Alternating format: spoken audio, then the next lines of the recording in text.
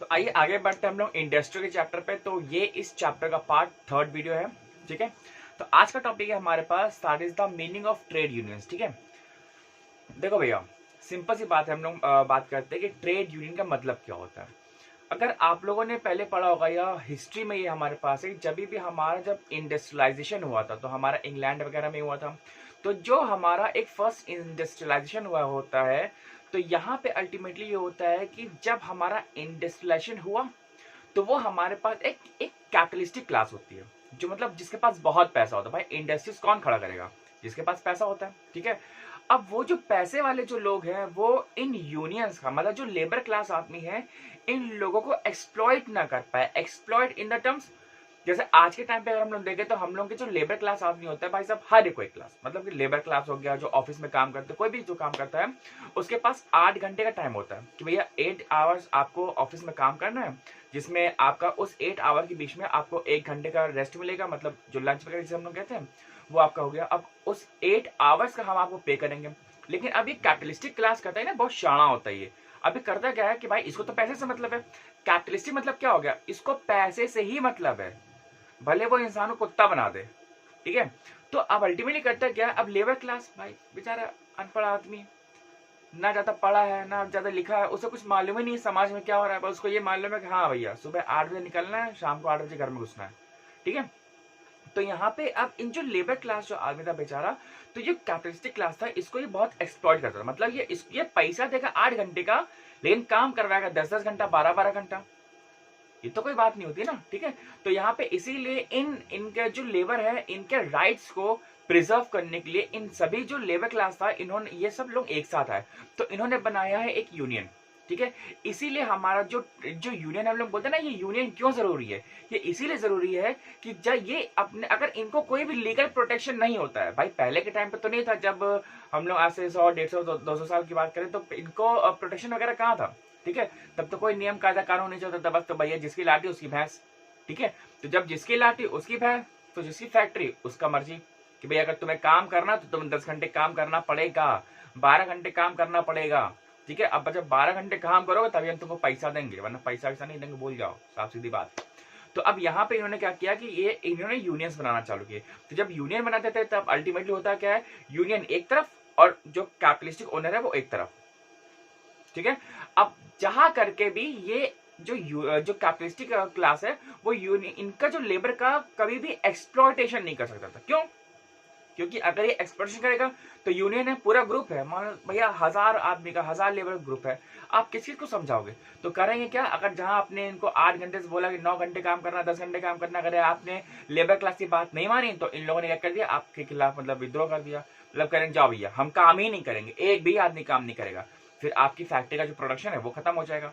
तो ये आप लोग हिस्ट्री में पढ़ चुके होंगे, ठीक है। तो इसीलिए हमारा जो यूनियन है ये हमारा बना, मतलब हम लोगों ने लेबर क्लास ने बनाया इसको।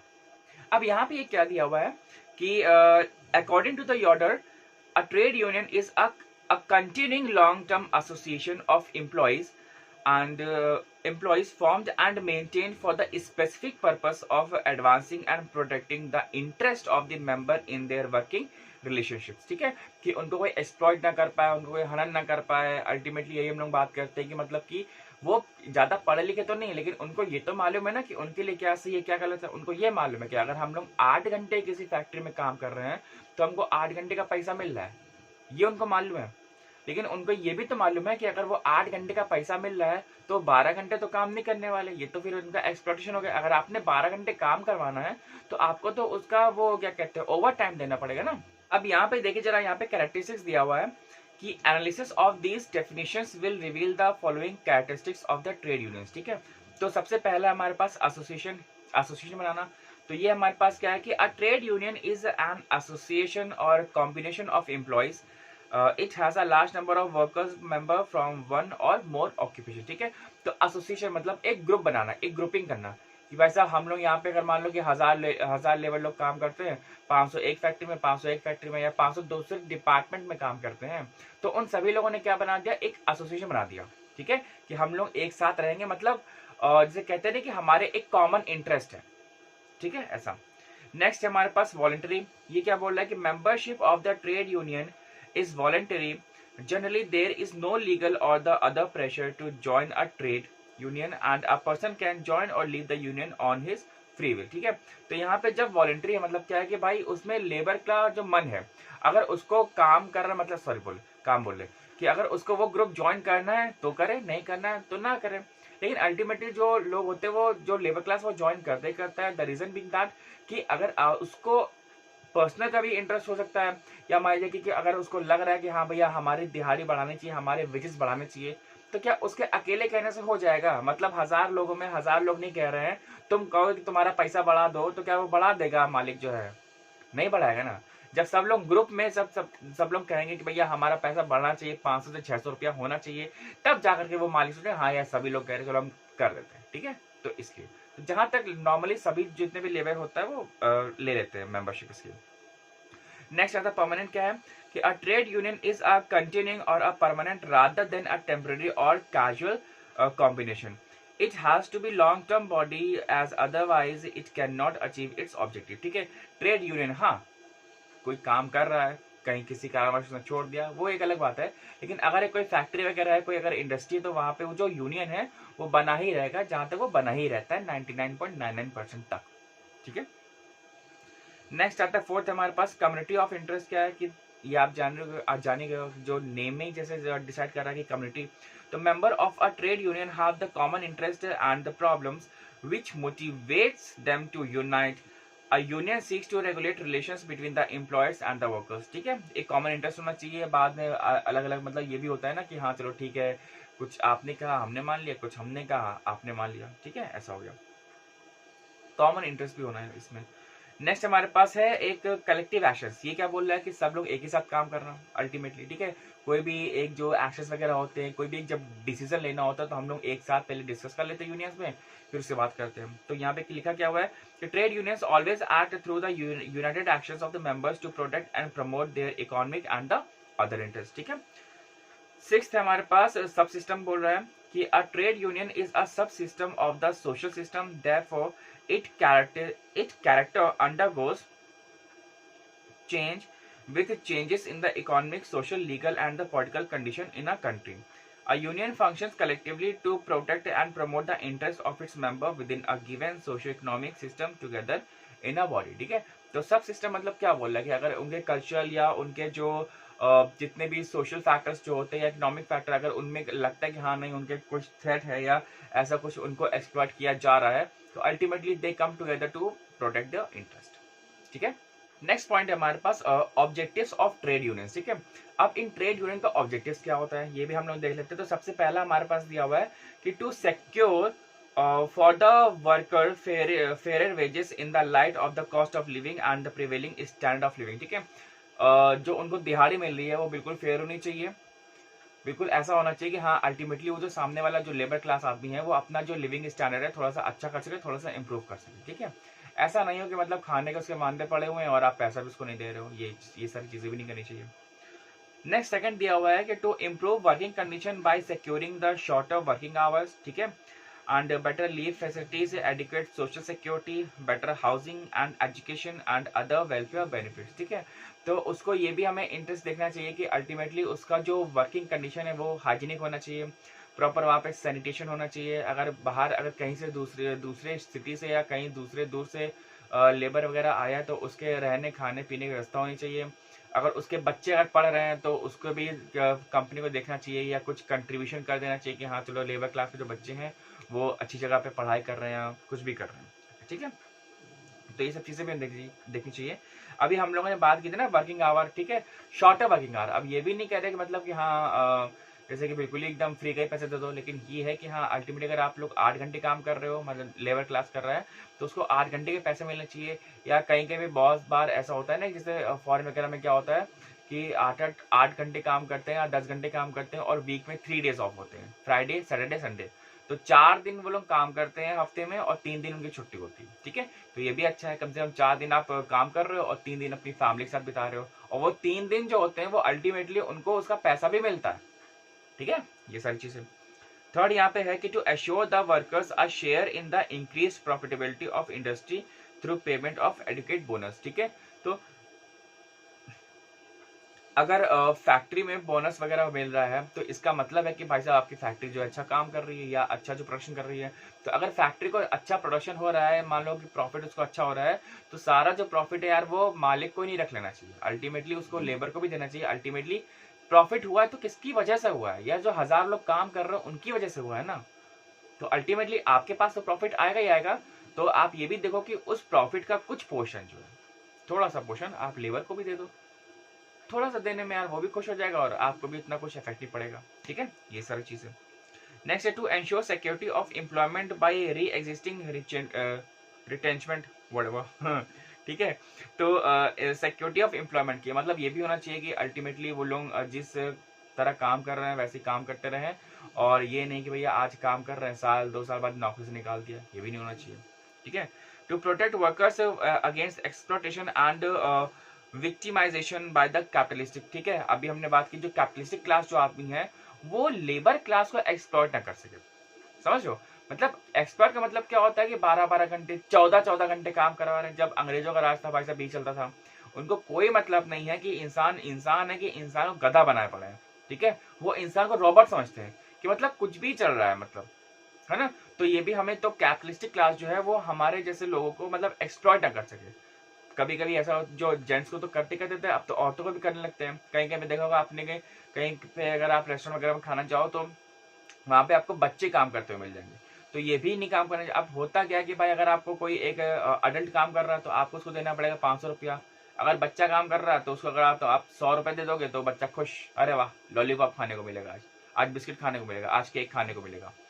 तो ये भी सारी जो चीजें होती हैं हमें देखनी पड़ती हैं कि बच्चों को एक्सप्लॉइट ना किया जाए, अल्टीमेटली वही फ्यूचर होते हैं। ठीक है, ये चीजें। नेक्स्ट है हमारे पास to secure a workers a say in management and industrial democracy thereby bringing about a new social order.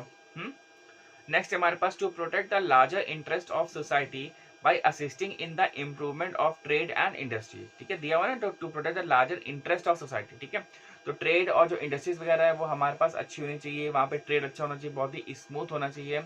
Ultimately देखो यार, हम लोग कोई काम कर रहे हैं, कभी भी हम लोग जब इंडस्ट्रियलाइजेशन होता है या जब भी हम लोग फैक्ट्री सेटअप करते हैं, तो फैक्ट्री का मतलब ये नहीं होता। मान लो कि अगर हम लखनऊ में रह रहे हैं तो लखनऊ का मतलब क्या होता है यार, कि जो अगर हम फैक्ट्री में प्रोड्यूस कर रहे हैं सिर्फ लखनऊ में ही रहे क्या, सिर्फ लखनऊ के लोग उसको खरीदें? ऐसा हो सकता है? बिल्कुल नहीं हो सकता। हम चाहते हैं ना कि यार मेरे जो सामान है वो और बढ़े और दूसरे शहरों तक जाए, दूसरे स्टेट्स, दूसरे देश तक जाए। क्यों ऐसा जाए? क्यों ऐसा होता है कि जो कानपुर है वो लेदर इंडस्ट्री, जो लेदर हब था पहले के टाइम पे, आज तो फिलहाल नहीं है, लेकिन पहले के टाइम पे लेदर हब था। ठीक है, तो बहुत सारी चीजें ऐसी होती है जो हम लोग खुद चाहते हैं कि हमारा जो चीजें हैं वो बाहर जाए, दूसरे लोग भी जाने। ठीक है, तो इस वजह से हम लोग अपनी फैक्ट्रीज में ज्यादा प्रोडक्शन कर सके। अब नेक्स्ट टॉपिक पे आते हैं हम लोग, that is the functions of trade unions. ठीक है, तो यहाँ पे इसका मतलब क्या बोल रहा है कि अब ट्रेड यूनियंस के क्या क्या फंक्शंस हैं, क्या करती है। तो सबसे पहला हमारे पास प्रोटेक्शन। ठीक है, अब प्रोटेक्शन की अगर हम लोग बात करें तो प्रोटेक्शन हम लोग किस किस टाइप से करेंगे कि भाई साहब जो कैपिटलिस्टिक क्लास आती है, तो जो तुम्हारा जो मालिक है वो तुम्हें एक्सप्लॉइट ना कर सके, कम पैसा ना दे, सैलरी कम ना दे तुमको। ठीक है, वेजेस बिल्कुल प्रॉपर होने चाहिए, वर्किंग आवर्स तुम्हारे कम होने चाहिए, सैनिटेशन फैसिलिटीज होनी चाहिए। ठीक है, और जितनी भी जो मिसलेनियस वगैरह जो होते हैं घर जाने के लिए, मतलब साधन वगैरह भी होना चाहिए। शायद भैया अगर 1000 या 2000 क्लास आदमी काम कर रहा है तो आपके पास ट्रांसपोर्टेशन फैसिलिटी भी होनी चाहिए कि अगर आप ये मान लो कि अगर यार कोई बंदा मान लो कि 300 रुपए 400 रुपए अगर कमा रहा है, वो कहीं दूर पे अगर उसने घर लिया हुआ है, तो यार 100-150 रुपए तो सिर्फ उसका किराया हो जाएगा आने जाने का, बचाएगा क्या और खाएगा क्या। ठीक है, ये सारी चीजें थी। नेक्स्ट है प्रॉपर स्टैंडर्ड ऑफ लिविंग। अब यहाँ पे क्या होता है कि अगर यहाँ पे लेबर क्लास, अगर लेबर अच्छे से काम कर रहा होता है तो अल्टीमेटली क्या आएगा, उसके हाथ में पैसा आएगा। उसके हाथ में पैसा आएगा तो उसकी डिमांड रेज होगी। अगर उसकी डिमांड रेज हुई तो क्या होगा, उसका स्टैंडर्ड बढ़ेगा कि नहीं बढ़ेगा, बढ़िया हो जाएगा। ठीक है, तो मतलब ये हो सकता है कि हाँ अगर उसके हाथ में पैसा, उसके वेजेस वगैरह प्रॉपर है या जेन्युइन वेजेस को मिल रहे हैं, ठीक है, तो अल्टीमेटली क्या होगा, वो अपने बच्चों को अच्छे से पढ़ा सकता है, अच्छे स्कूल में पढ़ा सकता है। ठीक है, अच्छे बुक्स वगैरह दे सकता है उनको, अच्छे कपड़े दे सकता है, अच्छी जगह पे घर लेगा वो। ठीक है, भले वो रेंट पे ले ले, ठीक है, अच्छी जगह पे घर लेगा, उसके घर में साफ सफाई रहेगी। ठीक है, प्रॉपर उसके घर में भी सैनिटेशन रहेगा। और अगर वो मान लो कि पैसा वगैरह बच जाता है तो कभी कभी एक बार महीने में बच्चों को पिक्चर भी दिखा लाएगा, रेस्टोरेंट में भी घुमा लाएगा। ठीक है, तो ये जो सारी चीजें होती है तो अल्टीमेटली ये सब कब हो सकता है, जब भैया इंसान के पास पैसा होगा। ठीक है। तो हम और आप लोग मॉल वगैरह कब जाते हैं, ठीक है, तो मॉल कब जाते हैं, घूमने फिरने कब जाते हैं, मूवीज कब जाते हैं, तो जब हम लोग पास पैसा होता है। तो that is the reason that we use to improve our standards, ठीक है। हम लोग क्लबिंग जाते हैं, है ना, तो मतलब कि जब पैसा हो तभी तो क्लब जाएंगे ना। क्या कभी देखा है, सुना है कि कभी कोई रिक्शे वाला क्लब जाता है या कभी कोई वॉचमैन क्लब जाता है? क्यों? क्योंकि बेचारे लोग, वो लोग काम ही ऐसा करते हैं, बस उनको खाने को हो जाए, क्लब व्लब कौन ही जाएगा। अब जिसके पास एक्स्ट्रा पैसा होता है वही जाता है, ठीक है। नेक्स्ट आता है हमारे पास इकोनॉमिक सिक्योरिटी। अब इकोनॉमिक सिक्योरिटी की हम लोग जब बात कर रहे हैं, देखो भैया क्या लिखा हुआ है। तो इकोनॉमिक सिक्योरिटी मतलब ये होता है कि जितने भी जो हैजार्डस जो चीजें वगैरह होती हैं, ठीक है, जैसे मान लो कभी जो फैक्ट्री होती है बैटरीज की, है ना, इन्वर्टर बैटरीज वगैरह होते हैं, इनकी जो फैक्ट्री वगैरह होती है, जो इंडस्ट्री लगी होती है, तो यहाँ पे लोगों को बहुत बीमारियां वगैरह होती है, कभी कभी लोग बीमार पड़ जाते हैं। या मान लो कोई भी XYZ जो फैक्ट्री है, वहां पे लेबर काम वगैरह कर रहा है, कुछ भी कर रहा है, लेबर का काम कर रहा था, गिर पड़ा, चोट आ गई। अब यार उसकी दिहाड़ी है 500 रुपया, चोट में उसके लग जाएंगे 300 रुपये, 400 रुपये, तो बेचारा वो चोट में कौन खर्चा करेगा उसका, ठीक है। तो ये चीजें होती हैं कि अल्टीमेटली कभी भी जब कोई लेबर बीमार पड़ता है, उसको चोट लग जाती है, काम करते वक्त चोट लग जाती है, कभी मान लो सीरियस इलनेस हो जाती है, तो ये इसके उसके मालिक की ड्यूटी है, इसीलिए तो यूनियंस बनाए गए ना। तो ये उसके मालिक की ड्यूटी है कि उसका जो खर्चा है, जो उसका जो इलाज है, वो कौन करके देगा, वो मालिक करके देगा। तो उसका खर्चे का पैसा मालिक से लेंगे, ठीक है। तो इसीलिए यूनियन होता है। यही सारी जो चीजें होती हैं, ये बताने की जरूरत नहीं पड़ती। अब जरा आप ही बताओ, अगर इतनी सारी सुविधाएं मिल रही हैं, तो क्या आप इस यूनियन का हिस्सा नहीं बनना चाहोगे, ठीक है। नेक्स्ट है हमारे पास सेंस ऑफ बिलोंगिंग, ठीक है। ये सेंस ऑफ बिलोंगिंग, इसका बहुत बढ़िया एग्जाम्पल है। जैसे आप देखो, जैसे आपके बहुत सारे फ्रेंड्स वगैरह होते हैं, गेस्ट, रिलेटिव्स, अरे रिलेटिव्स लोग बहुत बढ़िया। जब रिलेटिव्स होता है, कभी मान लो कोई फंक्शन वगैरह हुआ, या आप लोग कभी रिलेटिव से घर पे रुक गए, तो अल्टीमेटली होता है ना यार, अगर रिलेटिव आपको कतई कर लो कि गद्दे पे भी अगर सुलाएगा ना, तो लगता है ना यार मजा नहीं आ रहा है सोने में, यार रिलेटिव है, पता नहीं क्या चिक चिक कर दे, कभी कुछ कह दे, कभी कुछ बोल दे। या आप ना बहुत ही सोच समझ खाते भी पीते हो वहां पे, ठीक है, सोचो कि यार खाएं कि ना खाएं, यार पिए कि ना पिए, ठीक है। तो ये चीज होती है सेंस ऑफ। लेकिन अपने घर में जब हम लोग आते हैं, तो भले ही अपने घर में चाहे बहुत बड़ा बंगला हो और चाहे झोपड़ी हो, यार अपना घर अपना ही होता है, ठीक है। तो यहाँ पे भी वही चीजें होती है कि जो अगर लेबर वहां पे काम कर रहा है, ठीक है यार काम कर रहा है, लेकिन जब उसको अपनापन तभी लगता है जब वो वहां पे वो यूनियंस में आता है, ठीक है। तो यूनियन में जब उनका, उस बंदे का और जितने भी जो लेबर होते हैं, उन सबका जो इंटरेस्ट होगा एक कॉमन इंटरेस्ट होता है, ठीक है। व्हेन ही और she meets the common interest person, तो लगता है ना हाँ यार अपनी इंडस्ट्री, अपनी फैक्ट्री, हाँ ठीक है, अच्छा है, ठीक है, चलो मैं काम कर लूंगा, ठीक है। तो ये चीज होती है। नेक्स्ट हमारे पास सेल्फ एक्सप्रेशन, ठीक है। अब कोई भी दिक्कत वगैरह होती है, कोई भी प्रॉब्लम वगैरह होती है, तो आप किससे कहोगे, आप मैनेजमेंट से कहोगे, ठीक है। लेकिन अल्टीमेटली आपको यूनियन में भी रहना चाहिए, जिससे कि आपका जो यूनियन है वो आपके लिए भी बात उठा सके। नेक्स्ट हमारे पास कलेक्टिव बार्गेनिंग। अब बार्गेनिंग तो आप लोग जानते होंगे, जैसे आपके मम्मी वगैरह भी होती है, कभी कपड़े वगैरह लेने जाओ मम्मी वगैरह के साथ, भाई साहब बार्गेनिंग तो ऐसी बवाल करती हैं लेडीज लोग, कुछ कहने को नहीं, ठीक है। तो अल्टीमेटली यहाँ पे क्या होता है, जो जितने भी जो यूनियंस वगैरह होते हैं, जब हम लोग जब बार्गेनिंग का मतलब ये होता है कि एक जो चीजें होती हैं, हम लोग अपनी बातों को मनवाते हैं, ठीक है। अब ये बार्गेन का मतलब ये हो सकता है कि हाँ शायद तो कि अगर आपने कुछ मैनेजमेंट से 5 बातें कही हैं, तो मैनेजमेंट आपकी सारी की सारी बातें नहीं मानेगा, लेकिन कहते हैं कि हाँ चलो भैया 3 बातें मैं आपकी मान रहा हूँ और 2 बातें आप मेरी मान लो। तो कुछ हम लोग मैनेजमेंट की मानते हैं, कुछ हम लोग यूनियन की मानते हैं, ठीक है। अब यहाँ पे नेक्स्ट पॉइंट है पार्टिसिपेशन, ठीक है। तो जैसे पार्टिसिपेशन मतलब क्या हो रहा है कि जैसे कोई भी जो काम वगैरह हो रहा है, कोई भी जो इंटरेस्ट वगैरह है, तो वहाँ पे वो भी मैनेजमेंट में हिस्सा ले। कभी कभी आपने देखा होगा टीवी वगैरह में कि भाई साहब जो मालिक होता है, तो उसके साथ कौन बैठता है, जो यूनियन का जो हेड होता है वो बैठता है, ठीक है। तो अगर कंपनी या फैक्ट्री या इंडस्ट्री कोई भी अगर कुछ डिसीजन ले रही होती है, तो वो यूनियन का जो हेड होता है वो भी वहाँ पे आके बैठता है और वो भी अपनी बात रखता है, ठीक है।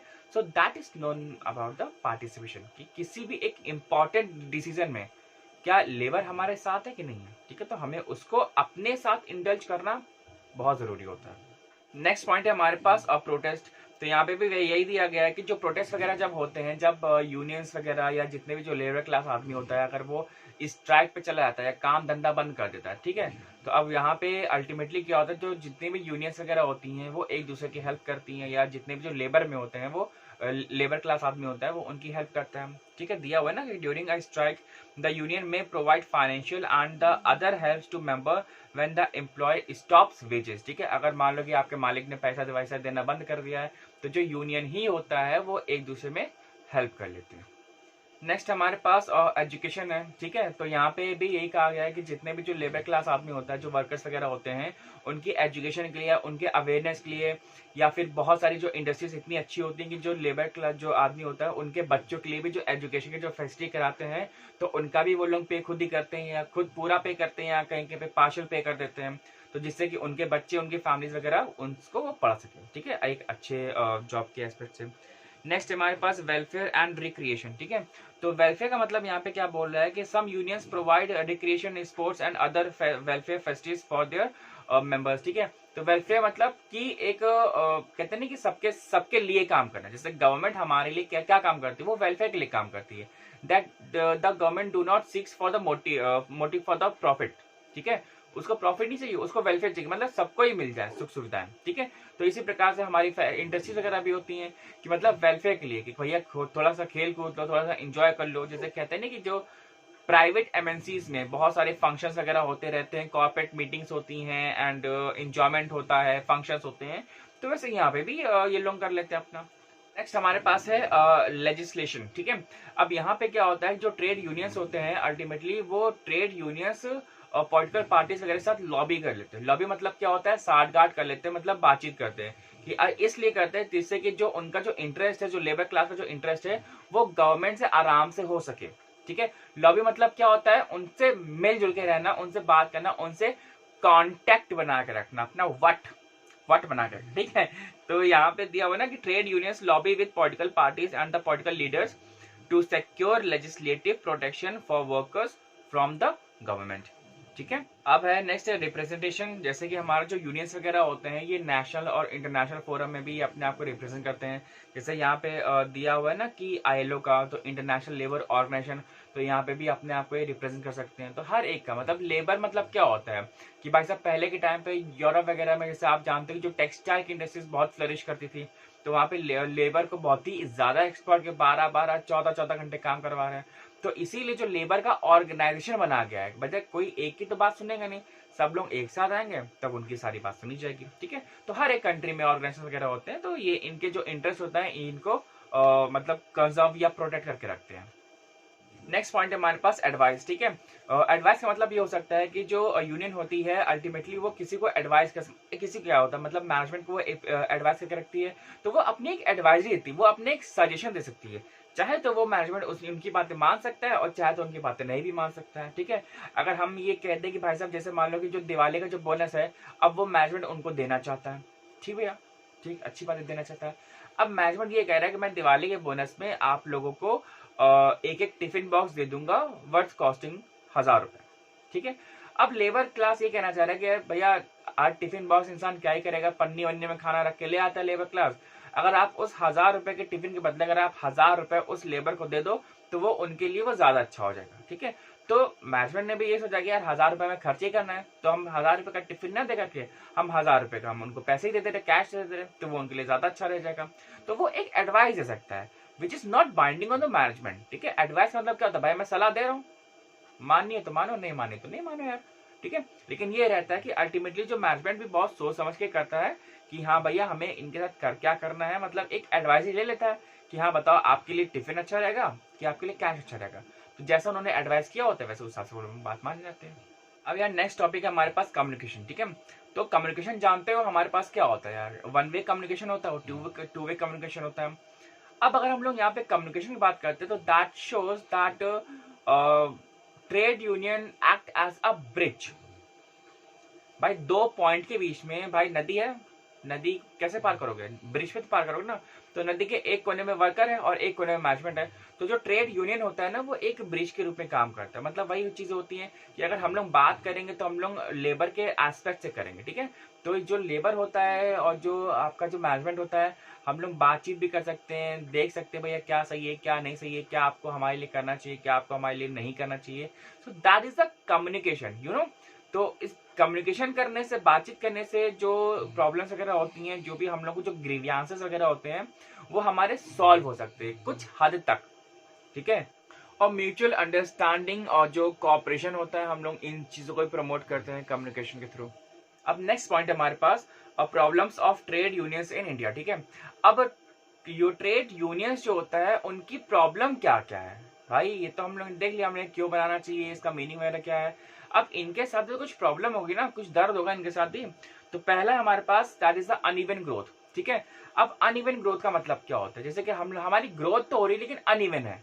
जैसे हम लोग कहते हैं भाई हमारे नंबर तो आ रहे हैं पेपर में लेकिन वो अनइवन नंबर है, ठीक है। जैसे हम लोग कह सकते हैं यार हमारे पास इंडस्ट्रीज भी कैसी होती हैं, medium scale, large scale and small scale. तो जो लार्ज स्केल इंडस्ट्रीज है वहां पे चलो ठीक है, हो जाएगा, यूनियन बन जाएगा आपका। लेकिन जो मीडियम स्केल जो होता है और जो स्मॉल स्केल इंडस्ट्री होती है, तो वहां पे यूनियंस इतने स्ट्रांगली और इफेक्टिव नहीं होते हैं। क्यों? अब इंडस्ट्रीज वैसी छोटी हैं, तो इंडस्ट्री छोटी है तो यूनियन छोटी नहीं होगी, तो उनको भी लगता है कि यार चलो तुम जाओ छोड़ के हम 10 को और रख लेंगे अपने पास। तो कुछ जो लेबर क्लास आदमी होता है, जैसे आपकी एक बुक में वर्ड बहुत लिखा, माई बाप। भाई तुम ही माई बाप हो मेरे, ठीक है, मैं काम कर रहा हूँ, ठीक है, मेरे को बस पैसा वैसा दे दो यार, और मुझे कुछ नहीं चाहिए, मैं यूनियन नहीं ज्वाइन करूंगा। तो ऐसे ही करते करते लैंग्वेज हो जाता है, रेस, कास्ट एंड सेक्स वगैरह भी देख लेते हैं हम लोग। तो अल्टीमेटली इन सब के बेसिस पे भी हमारी जो यूनियन होती है वो हमारी बिल्कुल कमजोर हो जाती है। जैसे मान लो किसी को, कोई बिहारी है, कोई यूपी वाला है, कोई साउथ का है, अब मान लो 3-4 लैंग्वेज जो जानते हैं अपना अपना, तो उन्होंने अपनी अपनी एक अलग बना के रखा हुआ है ग्रुप वगैरह। जैसे नहीं आपके क्लास में होता है भैया ग्रुप बना लेते हैं, तो ग्रुप का मतलब क्या हो गया यार, ग्रुप मतलब एक ही क्लास में 4-5 ग्रुप चल रहे हैं, ठीक है, क्लास नहीं चल रही है, वो एक 5 ग्रुप चल रहे हैं उसमें, तो अल्टीमेटली वैसे ही लीक हो जाएगा, तो उसमें कोई दम ही नहीं रहता है। अब मालिक भी जाता है, बेटा ठीक है बेटा, तुम जितने कमजोर रहो उतना ही अच्छा है, ज्यादा सर पर चढ़ने नाचने की जरूरत नहीं है। अब यहाँ पे हमारे पास स्मॉल साइज, तो यहाँ पे ये बोला गया कि भाई साहब जो द ट्रेड यूनियन एक्ट जो है हमारे पास कौन से साल का, द ट्रेड यूनियन एक्ट 1926 के हिसाब से देखा जाए तो कोई भी जो 7 इंसान होते हैं, जो 7 लेबर क्लास आती है, वो अपना आराम से एक यूनियन बना सकते हैं। लेकिन अगर स्मॉल साइज की बात की जाए तो अब आप ही मेरे को बताओ यार, जो छोटे छोटे घर होंगे या जो छोटे छोटे जो पेड़ वगैरह होते हैं, वो हम लोग उनको पहले काटते हैं ना, या जो छोटे छोटे दुकानें होती हैं हम लोग उनको पहले तोड़ते हैं। क्या आप एक बड़े से मॉल को तोड़ सकते हो? मतलब वो क्या जल्दी टूट पाएगा? बिल्कुल नहीं टूट पाएगा, ठीक है। तो जब आप एक बड़ी सी दुकान को, जब एक बड़े से मॉल को नहीं तोड़ सकते, तो क्या आप एक बड़े से यूनियन को तोड़ सकते हो जहां पे 1000, 2000, 5000, 10,000 लेबर जुड़ा हुआ है? क्या ऐसा हो सकता है कि आप ब्रेक कर सकते हो? बिल्कुल भी नहीं ब्रेक कर सकते। छोटे छोटे यूनियंस बनाए, मतलब कि 10 लोग, 20 लोग, 50 लोग, तो यार उनको तो कोई भी आराम से तोड़ देगा, ठीक है। तो उनके बीच में वैसे फुट डाल दो वैसे टूट जाएंगे। लेकिन हमें इसीलिए जरूरत होती है कि हमें एक बड़ा यूनियन, जिससे कि हमारी एक जो बात हो उस बात की भी कोई वैल्यू हो, ठीक है, वो एक बात एक हमारे लिए इफेक्टिव रहे, ठीक है। ऐसा ही नहीं कि मतलब ऐਵੇਂ ही बस कुछ भी काम चल रहा है बस चल रहा है, नहीं।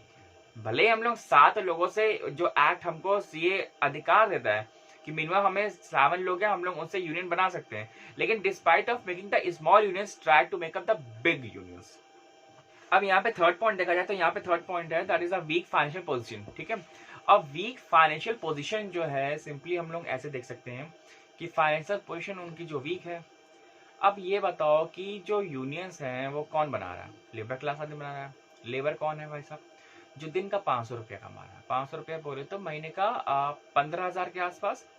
अब जब 15,000 के आसपास कमा रहा है, या मान लो दिन का 500 रुपया कमा रहा है, तो वो लेबर में कितना ही कंट्रीब्यूट कर पाएगा? तो उतना ज्यादा तो कंट्रीब्यूट नहीं कर पाएगा। मान लो कि अगर वो महीने का 15,000 कमा रहा है, तो भाई साहब वो एक महीने में 500 रुपया देते ज्यादा ज्यादा, ठीक है।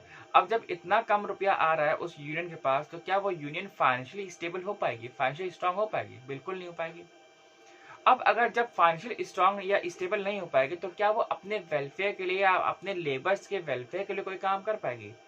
नेक्स्ट इम्पॉसिबल, वो भी काम नहीं हो पाएगा।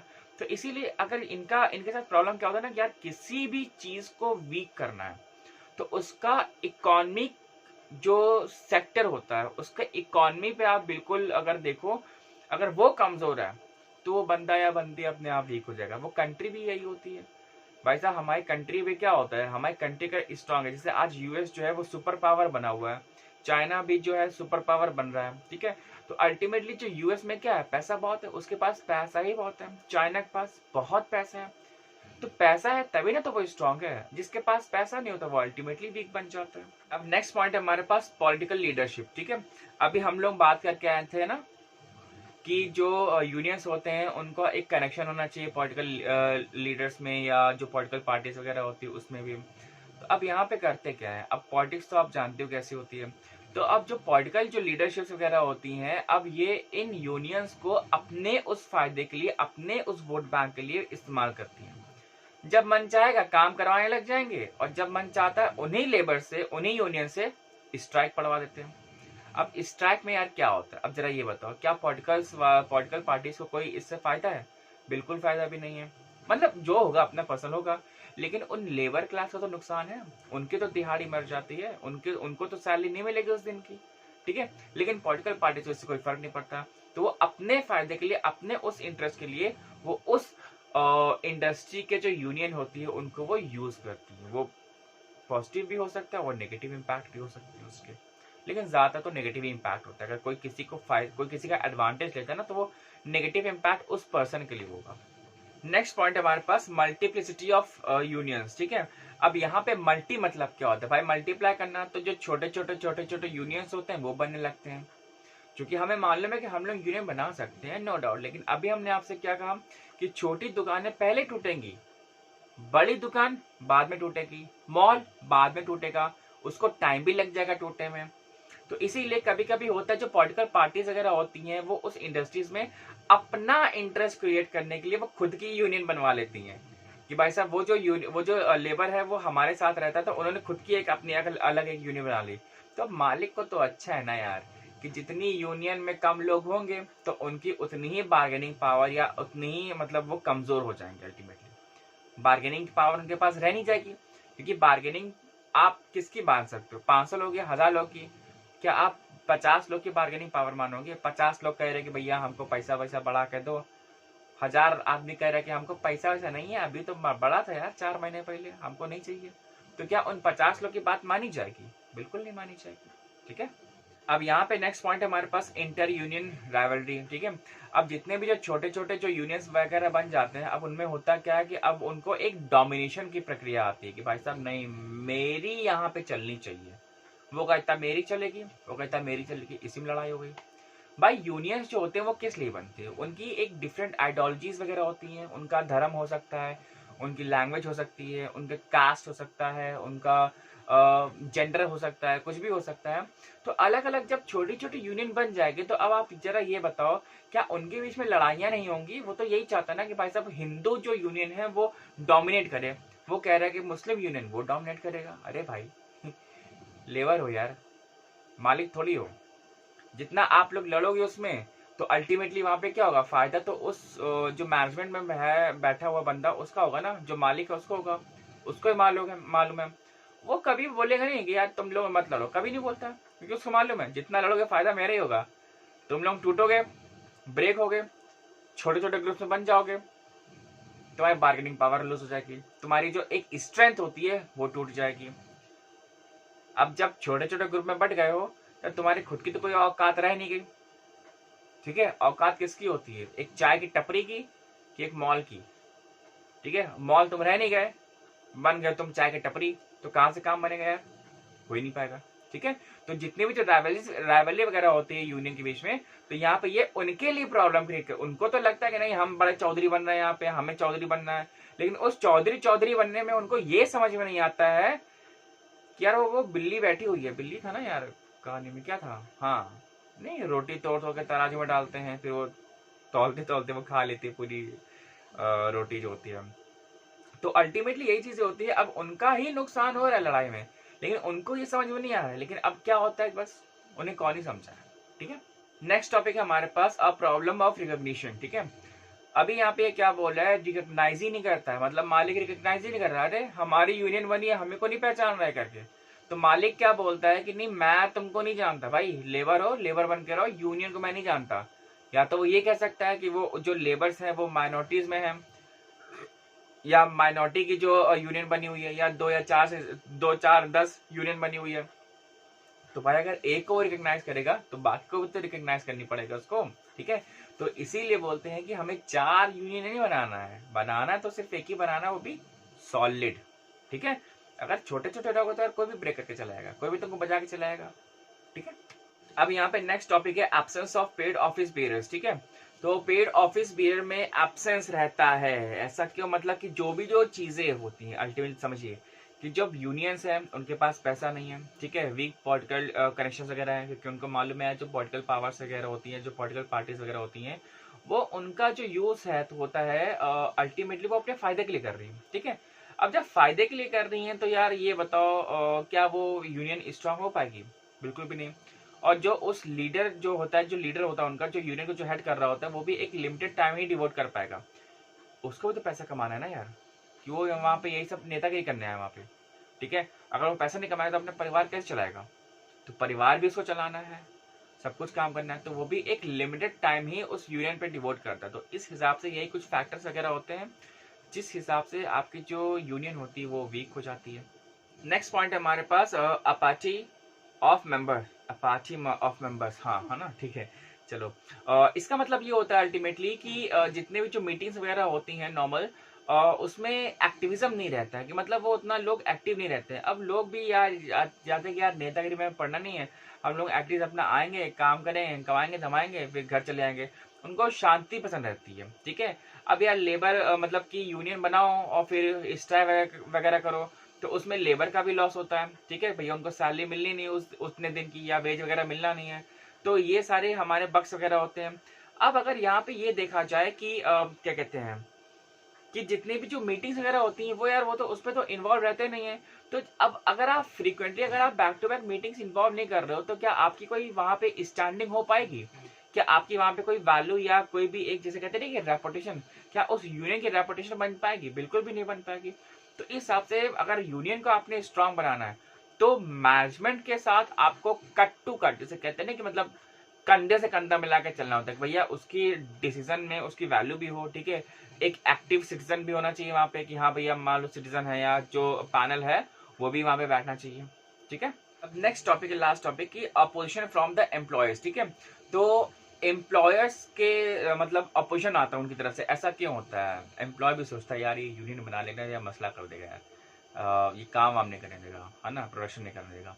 तो अल्टीमेटली एम्प्लॉय भी कहता है जो, अच्छा बाकी उससे नहीं बोल रहा, जो वहाँ का लीडर है उनसे बोलता है भाई थोड़ा सा पैसा ले लेना यार, शांत हो जा, घर पे बैठ अपना, ठीक है, ये सब बवाल दंगा ना करो यार, ठीक है। या कुछ भी उसको ब्राइवरी कर सकता है, उसको घूस दे सकता है, उसको डरा सकता है, धमका सकता है, कुछ भी कर सकता है। तो एम्प्लॉय के लिए यही होता है कि बाकी से मतलब नहीं है, उनके नेता पकड़ो, ये नेता है, ये चौधरी बन रहा है, धरो इसको, समझ में? तो अल्टीमेटली अगर वो प्यार से मान जाए तो ठीक है, वरना कुछ रिश्वत वगैरह दे के देखो, उससे भी नहीं मानता है तो फिर ले उलट और चालू हो जाओ, ठीक है। तो यहाँ पे एम्प्लॉय के लिए यही रहता है, वो सीधे नेता उठाएगा, पकड़ेगा और समझाएगा उसको हिंदी में, ठीक है। तो यहाँ तक हम लोग रखते हैं आज, ठीक है। नेक्स्ट टॉपिक से हम लोग स्टार्ट करेंगे measures for the strengthening the trade unions, ठीक है, कैसे हम लोग ट्रेड यूनियन को अच्छा से स्ट्रॉन्ग कर सके। देख भाई, सबसे पहले मैं बात बता दूं कि सिलेबस में जो आ रहा है जो नहीं आ रहा है मुझे उससे मतलब नहीं, चैप्टर को अगर आपको अच्छे से पढ़ना है, ये ध्यान कीजिए कि अगर आपके सिलेबस कुछ कटा वटा है, कुछ नहीं कटा है, मेरे को से मतलब नहीं, मैं पूरा चैप्टर करा दे रहा हूँ। अल्टीमेटली ये होता है कि अगर आप ये वीडियोस देख लोगे ना तो सबसे ज्यादा अच्छा ये रहेगा कि अल्टीमेटली जब चीजें जो आप एक प्लेटफॉर्म तो बनाइए, अगर आप वो चीजें या पढ़ लोगे या वो चीजें याद कर लोगे जो सिर्फ कोर्स में आ रही है, तो शायद को आपके नंबर आ सकते हैं लेकिन उतने अच्छे नहीं आएंगे, क्योंकि आपका बेस ही नहीं क्लियर है, आपका प्लेटफॉर्म ही नहीं बना हुआ, ठीक है। तो पहले आप प्लेटफॉर्म बनाइए, जरूरी नहीं कि आपको ये वीडियो नहीं देखनी है मतलब करके, अल्टीमेटली देखो, लेकिन बस ये है कि अच्छे से देखो, पूरी वीडियो देखो, जिससे कि आपको मालूम चल जाए कि एक्चुअली में ट्रेड यूनियन होता क्या है, ठीक है। तो आज के लिए यहीं तक रखते हैं, till then bye bye and thank you very much.